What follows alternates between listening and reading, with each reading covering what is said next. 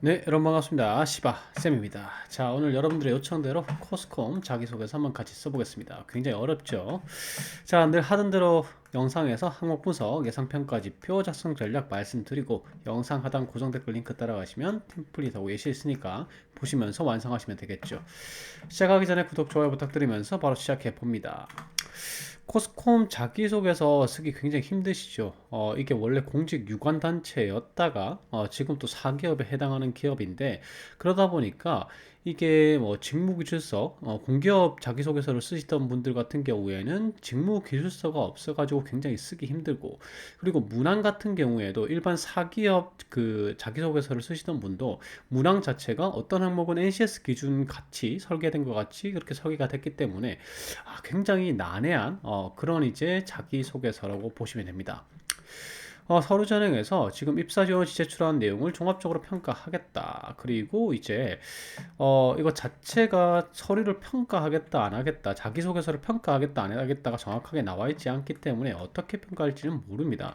하지만은 지금 보시면은 고졸, 일반 행정 보시면은 NCS 직업 기초 능력 평가를 보죠. 요거는 이제 보통 공공기관에서 보는 건데 이 기관이 공직 유관 단체였기 때문에 아무래도 그런 게 조금 남아있지 않은가 합니다. 뭐 모기업 같은 경우에도 이제 금융기관이고 정부에 소속된 기관이기 때문에 아무래도 그런 게 영향이 있는 거죠. 그래서 아무래도 평가 지표 자체가 NCS 기반으로 설계가 되지 않았냐 생각을 합니다. NCS 플러스 그냥 일반 사기업, 그러니까 하이브리드라고 보면 되죠. 그래서 제가 안내해 드리는 평가 지표, 예상 평가 지표에 따라서 한번 작성해 보시면 될 것 같습니다. 굉장히 어려워요. 자, 먼저 1번부터 보겠습니다. 코스콤의 지원 동기와 입사 후 하고 싶은 업무를 소개해 주십시오. 이렇게 이제 평가를, 그 항목을 설계가 돼 있고요. 요건 조직 적합도를 평가하는 항목입니다. 조직 적합도라고 하면은 요런 거예요. 기업에 대한 이해가 있는가? 기업의 목표, 주요 사업, 특징 같은 걸 좀 알고 있는가? 그리고 이 기업이 속한 사업에 대해서 조금 이해하고 있는가? 그리고 여러분들이 지원하신 직무에 대해서 이 기업 내 역할에 대해서 인식하고 있는가? 이런 것들을 이제 평가하는 건데, 요약하면은 우리 기업이 속한 산업과 분야에 대해서 지속적으로 관심을 가져왔느냐? 그러니까 뜬금없이 코스콤을 지원한 게 아니라 이 분야에 대해서 계속해서 관심을 가져오고 있었냐, 그리고 그걸 증명할 그 만한 활동 같은 게 있느냐, 이런 것들을 이제 평가하는 거고요. 그리고 이 직무 길수가 없기 때문에 정확하게 이 기업에 입사해서 어떤 것을 하는지를 잘 모르겠죠. 그래서 그만큼 알아보고 지원했느냐, 요걸 이제 평가하는 겁니다. 그러니까 얼마나 알아보고 지원했습니까, 이런 거라고 보면 되겠죠.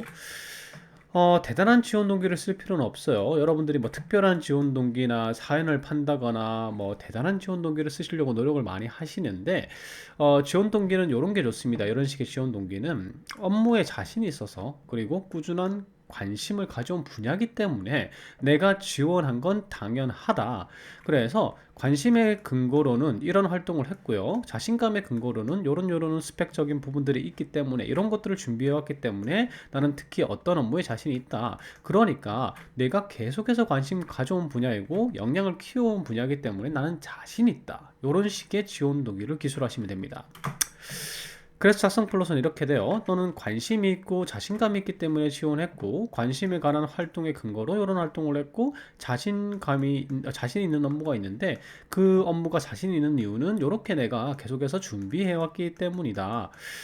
그래서 입사 후에 나는 기여할 자신이 있다. 계속해서 관심 가지고 직무 역량을 키워온 분야이기 때문에 자신 있습니다. 이렇게 기술을 하는 거죠. 만약에 코스콘과 관련한 이제 금융 플랫폼이죠, 이쪽이. 이쪽에 관련한 활동이나 관심의 근거가 없으면은 이 부분은 생략하셔도 됩니다. 어차피 똑같아요, 다른 지원자들도. 그래서 직무에 관련해서 나는 잘 준비해왔기 때문에 자신 있어서 지원했다. 그 정도 맥락이면 됩니다. 그래서 이렇게 적을 수가 있어요. 예시로 제가 코스컴에 지원한 이유는 제가 IT 기반으로 적어봤습니다. 상경계열 직렬, 경영 직렬로는 제가 다른 예시를 많이 보여드렸죠. 그래서 이번에는 이제 이번 코스콤 자기소개서 공략 때는 IT와 행정을 조금 섞어서 보여드릴 거예요. 그래서 예시를 이렇게 적을 수 있어요. 제가 지원한 이유 자체가 금융 IT 솔루션, 요게 딱 코스콤이죠. 코스콤이 사업 분야니까 요 분야에 대해서 계속 관심 가져왔고, 그 다음에 소프트웨어 개발 및 운영 직무 수행에 대한 자신감 때문입니다. 요게 IT 직무의 업무 내용이죠. 그래서 업무에 대한 자신감과 이 회사 사업 분야에 대한 자신감 때문에 지원하게 됐습니다.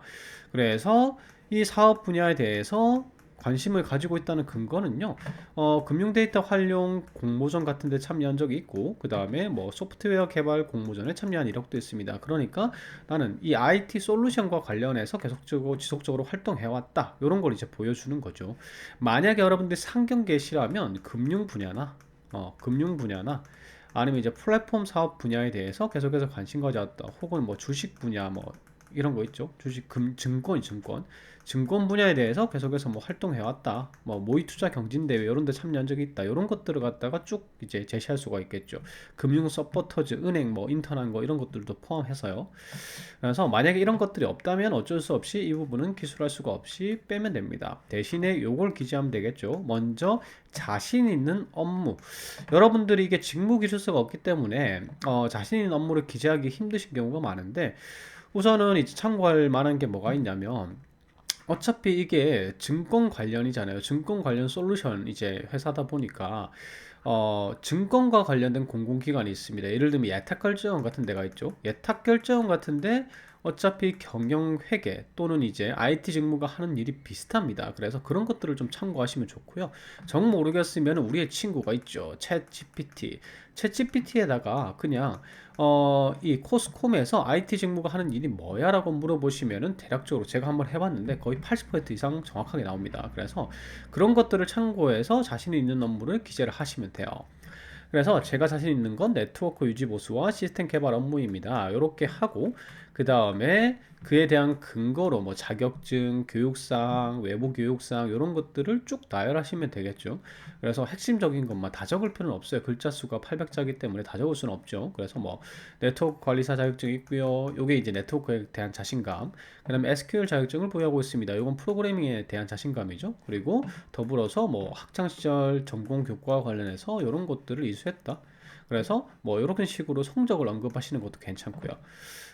우수한 성적을 받은 과목들이 있으면요. 그래서 자신감의 근거, 이런 것들을 내가 해왔기 때문에, 준비해왔기 때문에 자신 있는 거 아닌가. 이 분야에 대해서 자신 있다. 이렇게 이제 기재를 한 거죠. 그래서 입사 후에 제가 가진 이런 능력들을 바탕으로 잘 업무를 하겠다 하시면 끝입니다.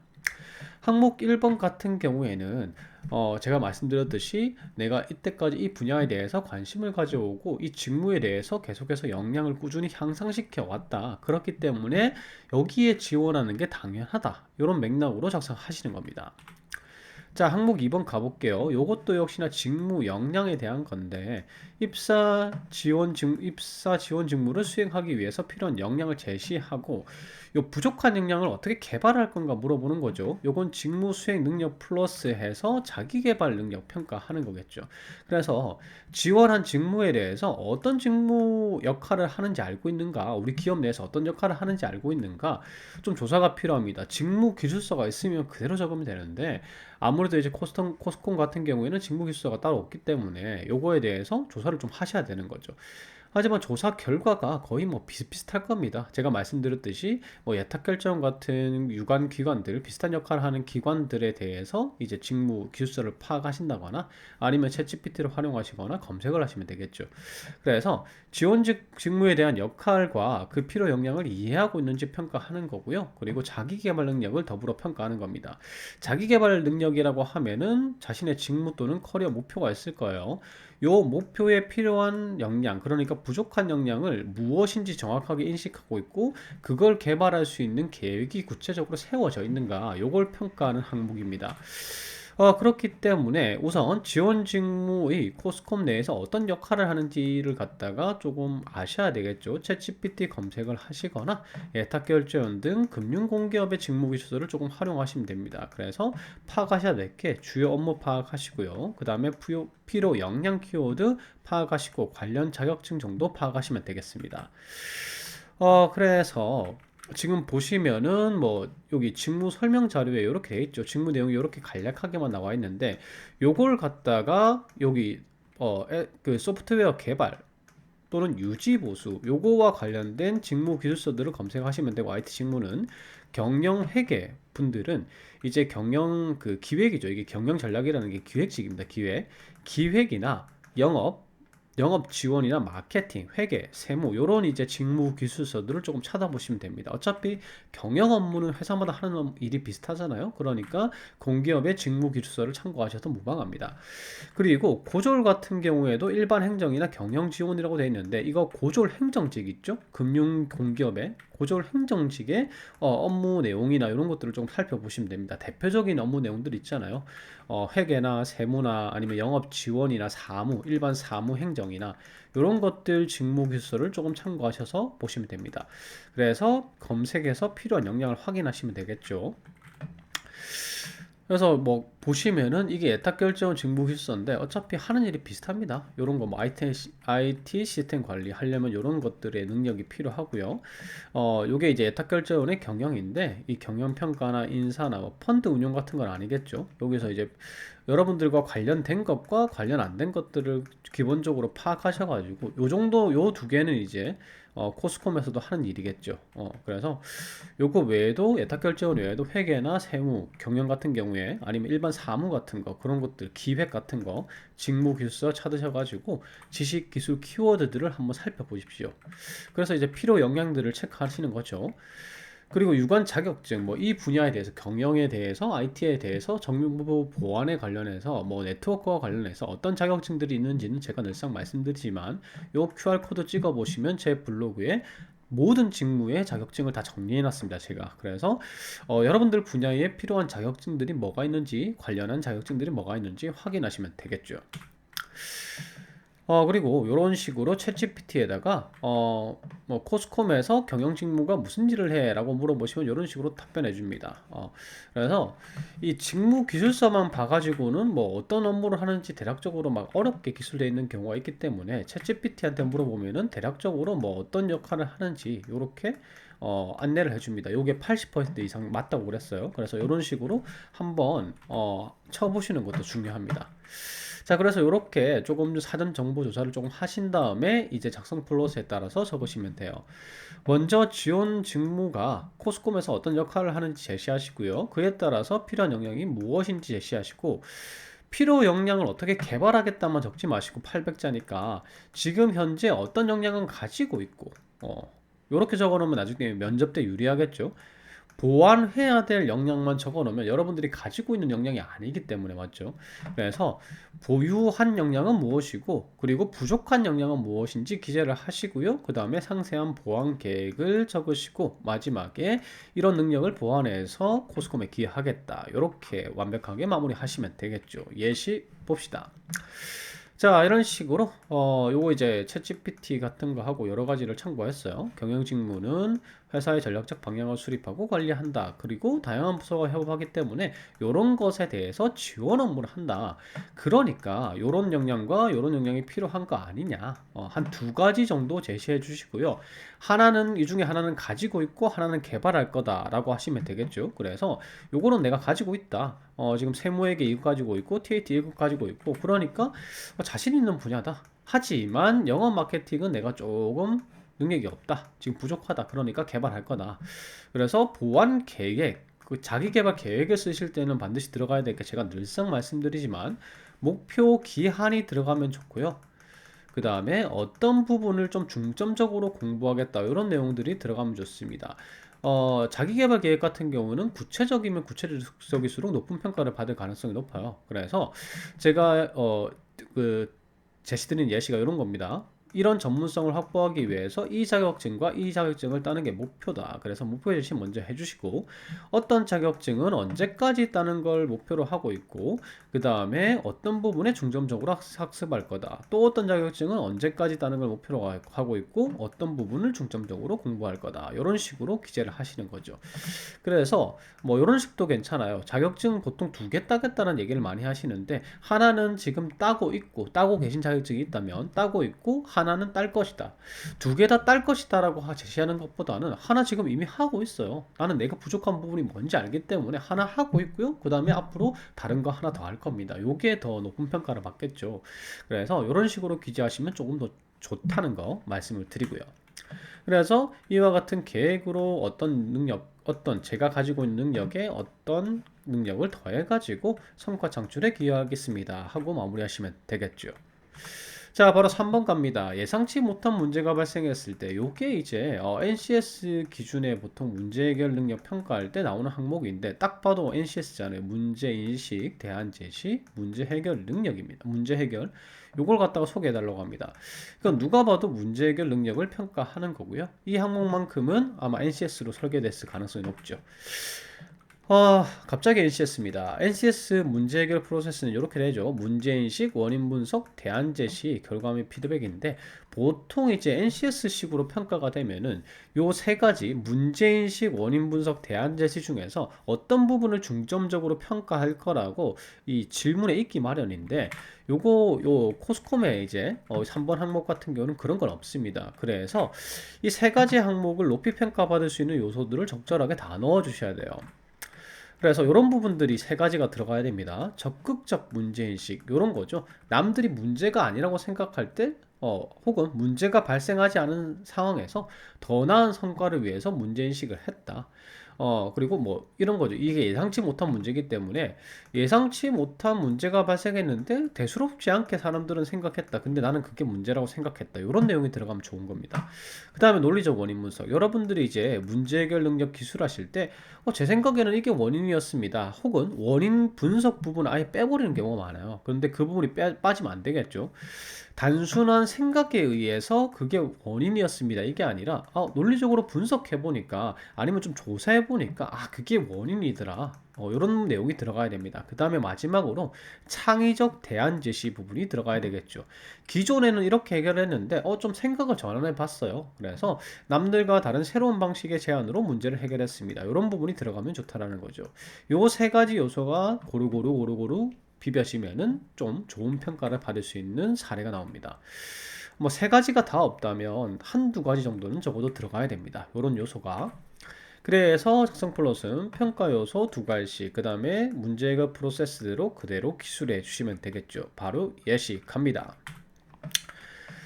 이런 겁니다. 어떤 경험에서 적극적 문제인식과 새로운 대안 제시, 요게 이제 평가 요소들이죠. 요걸 바탕으로 과제를 성공적으로 수행한 경험이 있습니다. 안 그러면 뭐 논리적 원인 분석까지 넣어주면 되겠죠. 그래서 나는 너희가 뭘 평가하는지 알고 있어. 이런 부분에 대해서 기술할 거야. 이렇게 선전포고를 한 다음에, 자, 이제 적극적 문제인식 들어갑니다. 예상치 못한 문제예요. 어떤 경험이 있었는데 그 경험에서 내 예상과 좀 달랐다. 예상과 달리 어떤 문제가 발생했다라는 정도가 있으면 되고요.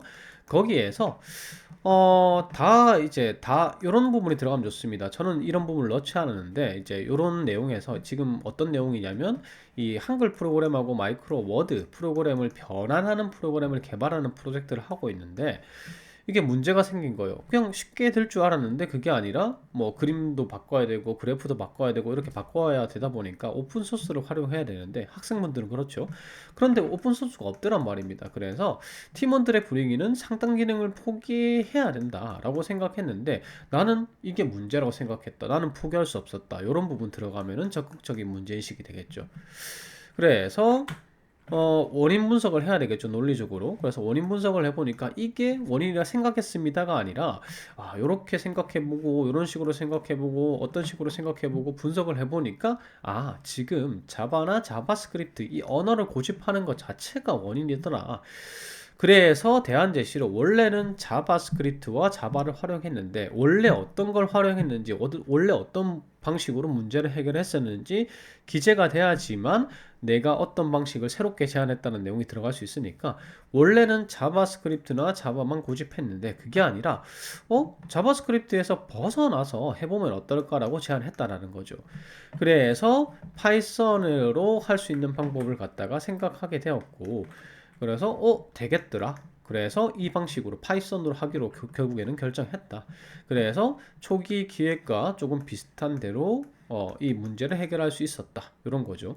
IT 관련 분야에 대해서 사례를 제가 들었기 때문에 경영 분야 분들은 조금 생소하실 수 있어요. 경영 분야 사례를 들면 이런 거죠. 어떤 뭐 공모전을 나갔다. 그런데 공모전에 해서 뭐 자료 조사를 하는데 전부 다 자료가 잘 없다 보니까 출처가 이상한 자료들을 쓰더라. 그런데 나는 그게 문제라고 생각했다. 이렇게 하면 적극적인 문제의식이고, 왜 자료가 없는지 살펴보니까 이게 최근 자료는 신뢰성이 없는 자료들이다. 그래서 한 3년 전의 자료들을 활용하면 그렇게 사용해도 문제가 없고, 그렇게 해결하면은 이제 신뢰성 있는 자료를 바탕으로 그 발표 자료를 막 공모전에 참여할 수 있더라. 그래서 나는 이제 3년 전 자료를 바탕으로, 그걸 신뢰성 있는 자료를 바탕으로 해서 분석해서 어떤 이제 공모전의 내용을 갖다가 내는 걸 갖다가 추천을 했다. 그러면 이제 새로운 방식이죠. 그전에는 이제 최근 자료를 활용했는데 3년 전 자료를 활용하는 거니까요. 그래서 뭐 결과적으로 공모전 내용이 좋았다. 요렇게 이제 기술하시면 되겠죠. 어쨌든 중요한 것은 적극적 문제인식. 아무도 문제라고 인식하지 않았는데, 아니면은 다른 사람들은 별다르게 생각하지 않았는데 나는 그걸 개선해야 되겠다고 생각을 했다. 그래서 조사하고 분석한 결과, 그러니까 생각한 결과가 아니라 조사하고 분석해 보니까 이런 게 원인이었고, 기존에는 이렇게 우리가 접근하고 해결하는 방식을 생각했었는데 그게 아니라 새로운 방식으로 해결하자고 제안을 했다. 그래서 결과가 좋았다. 이런 식으로 기재를 하시면 됩니다. 자, 항목 4번입니다. 타인과의 관계 또는 의사소통 문제로 어려움을 겪은 거. 이게 소통하고 대인관계 능력 평가하는 거죠. 흔히 평가하는 이제 의사소통 능력과 대인관계 능력을 평가하는 건데, 요런 겁니다. 평가 의도는 타인과 소통에 문제가 생겼을 때 또는 관계상의 문제가 생겼을 때 적극적으로 대응하고 해결의 의지를 가진 사람인가. 그러니까 개방성이나 협조적인 태도나 갈등 관리 능력을 평가하는 겁니다. 즉, 조직 생활에 유리한 성향을 가진 사람을 뽑겠다라는 겁니다. 입사하였을 때 주변 사람들과 아무런 문제 없이 생활할 사람이 필요한 거죠. 그래서 뭐 여러분들이 흔히 생각해 보면 관계나 소통상의 문제가 생길 수 있는 원인은 소통 방식의 차이나 아니면은 가치관이나 성격의 차이입니다. 뭐 이런 게 있겠죠. 예를 들면은 직설적인 사람과 간접적인 사람, 돌려 말하는 사람, 이거 차이가 발생할 수 있겠죠. 직설적으로 자기 할 말 다 하는 사람은 이제 간접적으로 돌려 말하는 사람이 답답할 거고, 맞죠? 그 다음에 투머치 토커와 대충 말하는 사람이 있습니다. 지나치게 막 설명을 해주는 사람이 있잖아요. 그런 반면에 설명을 아예 안 해주는 사람이 있습니다. 그러면은 그런 두 사람이 만나서 일을 하면은 미치겠죠. 그리고 이제 요즘 심각한 거 세대 간의 차이도 있습니다. 이 노인분들, 중장년층들이 하시는 표현이나 쓰시는 어휘라든지 아니면 가치관이 우리 젊은 세대와는 다르잖아요. 그 속에서 갈등이 생기고 소통상의 문제가 생길 수 있는 겁니다. 여러분들에게 어떤 사례가 있는지 곰곰이 한번 생각해 보세요. 그 다음에 가치관의 차이. 예를 들면은 나는 계획을 세워야 움직이는 수 있는 사람이 있고, 계획 없이 일단 해보는 사람이 있습니다. MBTI J형과 P형의 차이죠. 그런 사람들은 당연히 부딪히겠죠. 그리고 성향의 차이가 있습니다. 성격의 차이. 수동적인 사람이 있고 능동적인 사람이 있을 수 있습니다. 오히려 누군가가 나에게 시키는 것보다 내가 알아서 하는 게 좋은 사람과 시켜줘야지 할 수 있는 사람, 이런 두 분이 만나면은 또 일하기 힘들겠죠. 그래서 관계나 소통상의 문제가 생길 수 있는 건 간단합니다. 소통 방식의 차이라든지 아니면 가치관이나 성격의 차이 때문에 이런 갈등이 발생을 하는 거예요. 근데 이걸 해결하는 건 뭐냐면, 일단 첫 번째는 인정이죠, 인정. 그 사람이 나와 다르다는 걸 인정을 해야 됩니다. 그래서 저 사람은 계획적인 사람이고 나는 이제 일단 하고 보는 사람이야. 하지만은 내 방식만 추구하면 안 돼. 이런 식의 인정을 하는 겁니다.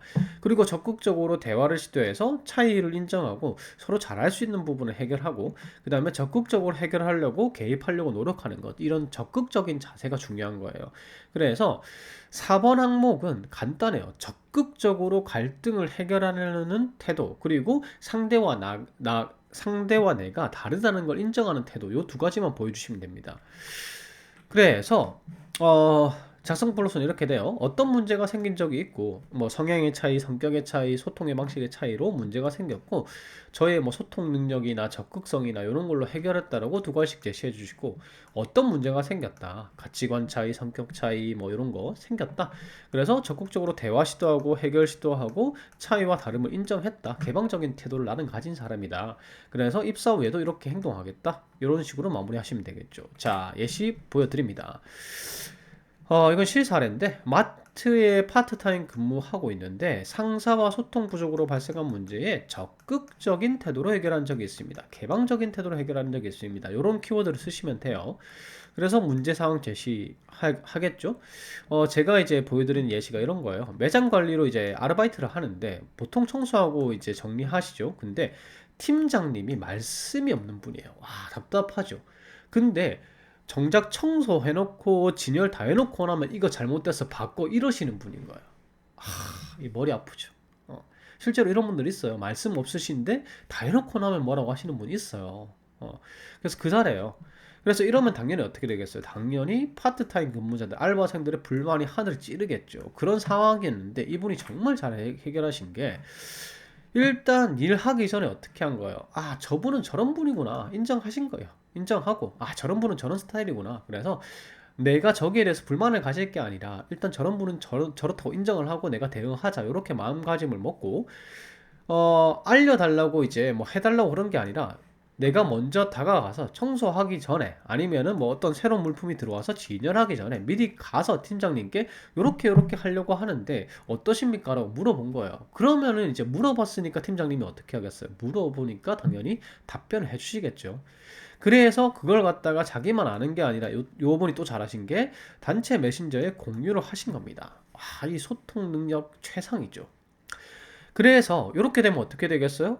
팀장님이 그렇게 말씀을 하신 거니까 그대로 하면은 팀장님도 입을 뗄 일이 없겠죠. 그래서 모두가 만족하게 됐다. 이렇게 이제 해결이 된 거죠. 이게 적극적인 소통의 시도와 이제 다름을 인정하는 태도로 문제를 해결한 겁니다. 다시 한 번 더 말씀드리지만 적극적인 소통과 문제 해결의 태도, 협조적인 자세, 그리고 나와 그 사람, 다른 사람, 갈등이 생긴 사람과의 다른 점을 인정하고 들어가는 겁니다. 그래서 내가 그 사람한테 맞추는 거예요. 맞추려는 태도입니다. 그게 협조적인 태도죠. 제가 말씀드린 부분들을 사례에 기재하시면 되는 겁니다. 그래서 이런 식으로 입사 후에도 분명히 저와 성향이나 가치관이 다른 사람이 있을 거예요. 하지만 내가 그때도 이렇게 해결한 만큼 입사 후에도 이렇게 협업할 자신이 있습니다. 하고 마무리하시면 되겠죠. 자, 마무리 5번 항목입니다. 저희들은 미치게 합니다. 성격의 장단점 한 개씩만 쓰려 해도 미치는데 두 개씩 써달랍니다. 이게 애매한 게 800자요. 800자인데 보통 성격의 장단점이 500자 해도 빡시거든요, 이게. 성격 이제 장점 250자 쓰고 단점 250자 써도 빡신데 이게 4개를 써야 되는데 200자 안에 다 써야 되는 겁니다. 그러다 보니까 이건 장점 하나 쓰고 사례를 뭐 장점 하나 쓰고 사례 쓰고 장점 하나 쓰고 사례 써도 800자가 되는데 맞죠? 이게 쓰기 힘든 거죠. 어쨌든 이거는 직무 수행 능력 중에서 태도 부분을 평가하는 건데 직무 수행에 유리한 태도를 키워드로 잡으시든지 아니면은 인재상과 관련한 태도로 적으시면 되고요. 그 다음에 단점은 제가 추천드리는 키워드와 극복의 의지를 포함해서 적으시면 됩니다. 자, 무슨 소린지 보러 갈게요. 일단 이게 인재상이 분명히 있는데 인재상과 관련된 평가 요소가 없다는 게 조금 의심스러워요. 그래서 이 인재상을 평가한다면은 아마 이 항목이 아닐까라고 의심스러워서 제가 이제 인재상 키워드, 장점 키워드들 중 하나는 인재상 키워드로 이제 적는 게 좋다고 말씀을 드리는 겁니다. 그래서 이 코스콤의 인재상이 주로 이런 겁니다. 뭐 도전정신, 창의력, 적극성 이런 거예요. 그래서 제가 추천드리는 이제 장점 키워드들은 뭐 IT 직무든 사무행정이든 요런 것들, 요런 것들을 갖다가 조금 장점 키워드로 쓰시면 좋고요. 그 다음에 단점 키워드들은 요런 것들, 조금 리스크가 좀 적은 키워드들을 선택하셔서 그 단점으로 적으시면 좋을 것 같습니다. 그래서 여기서 좀 골라 적으시면 되고 이 키워드 고르는 게 여러분들 상당히 힘들어 하시잖아요. 그래서 작성 플롯은 장점 키워드 제가 추천드리는 키워드 2개 적으시고요. 하나는 사례 적으시고 또 하나는 사례를 2개 적기에는 글자 수가 너무 모자라요. 그래서 간단하게 장점 키워드 한 개는 사례를 적으시고 한 개는 주변의 평가 정도 적으시면 돼요. 저를 이런 사람으로 평가해서 이런 부분이 장점이다 정도 적으시면 될 것 같고요. 그 다음에 이 두 가지 장점이 직무 수행할 때 어떻게 도움이 되는지 한 두 줄 정도 적어주시면 됩니다. 그렇게 하고 그 다음에 단점 키워드 2개를 적어주시고 그걸 극복하기 위해서 어떻게 노력하는지 간단하게 적어주시면 돼요. 자, 예시 볼게요. 이런 식으로 장점 키워드 두 개 적는 겁니다. 적극성과 배려심이 키워드이다. 먼저 적극성은 경험으로 증명할 수 있다. 경험 이제 들어가죠. 그래서 이 적극성이라는 것은 어떤 어려움에도 불구하고 포기하지 않고 이제 행하는 거. 그걸 이제 적극적인 태도라고 그러죠. 뭐 여러 가지 의미가 있겠지만 적극성은. 그래서 이런 식으로 제가 이제 제시 드린 거는 폭염 시즌에 영화제 서포터즈 이 잼버리 생각이 나네요. 그래서 이 폭염 시즌에도 불구하고 서포터즈로서 이게 다 포기하는데 나는 포기하지 않고 하루 3만 보 걸으면서 홍보를 했다. 그래서 목표를 달성하는데 기여했다. 포기하지 않고 했다. 요게 이제 도전 정신이나 적극성이 되겠죠. 그래서 이런 식으로 사례를 하나는 들어주고 길지 않죠, 맞죠? 사례를 너무 길게 적으면 800자기 때문에 장점 두 개, 단점 두 개 다 못 적습니다. 그래서 이런 식으로 사례를 제시해 주시고 그 다음에 요런 거 주변의 평가가 나는 츤데레로 평가한다 사람들이 이유가 뭐냐면 요렇게 남들을 좀 배려한다 주변 사람들을 그래서 츤데레라는 평가를 받는다 이런 식으로 주변의 평가상으로 내가 이런 장점을 가지고 있다는 걸 내가 알고 있다 이런 식으로 이제 제시를 해주시면 좋습니다. 그리고 요 두 가지 장점이 요렇게 입사 후에 발휘가 될 수 있다 간단하게 적는 거죠. 그 다음 단점 들어가야 되겠죠. 감정 표현에 서투르다 이상주의적이다. 이상주의적이라는 게 이런 거 있잖아요. 계획을 세울 때 막 과도하게 세우시는 분들이 있어요. 이거 다 할 수 있을 거야. 전부 다 계획대로 될 거야. 이렇게 생각하시는 분들이 있어요. 이런 분들도 이상주의적이에요. 그래서 감정 표현에 서투르다는 게 단점이다. 근데 나 이거 알고 있다. 그래서 요즘 이제 뭐 예쁜 말이나 칭찬, 뭐 하는 말 있죠. 여러분들이 단점 극복하기 위해서 뭐 적는 것들. 다 원래 장단점, 성격의 장단점 쓰면요. 다 비슷한 내용이에요. 그래서 항목 5번 같은 경우는 편차가 그렇게 없기 때문에 너무 이제 잘 쓰시려고 하지 말고 보통 제가 말씀드리는 게 입사 지원 시기에 따라서 합격률이 좀 달라진다고 말씀드렸죠. 그래서 마지막 날 지원하지 마시고 조금 이제 5번 항목 쓰시느나 마지막에 지원하시는 것보다는 조금 일찍 내시는 게 더 좋습니다. 그래서 이런 식으로 단점을 어떻게 극복하려고 노력 중이다 정도만 적으면 되겠죠. 그리고 역시나 이상주의 성격도 이런 이제 단점이 있는데 단점은 너무 길게 적을 필요 없죠. 이 노력이 중요한 거니까. 그래서 이 내가 계획을 세운 후에는 주변에 반드시 평가를 받아가지고 현실성을 평가를 받는다. 그래서 이런 식으로 노력하고 있는 중입니다. 이런 식으로 단점 키워드와 노력 중인 걸 적는 겁니다. 자, 여기까지 항목 5번까지 다 이제 적어봤고요. 지금 요청이 엄청 많은데 제가 연휴 기간 동안 최대한 노력해 볼게요. 여러분들도 구독, 좋아요 눌러주시고 계속해서 자기소개서 공략 영상 받아보시길 바랍니다. 제 영상이 도움이 됐다면요. 구독, 좋아요 부탁드리겠습니다. 감사합니다.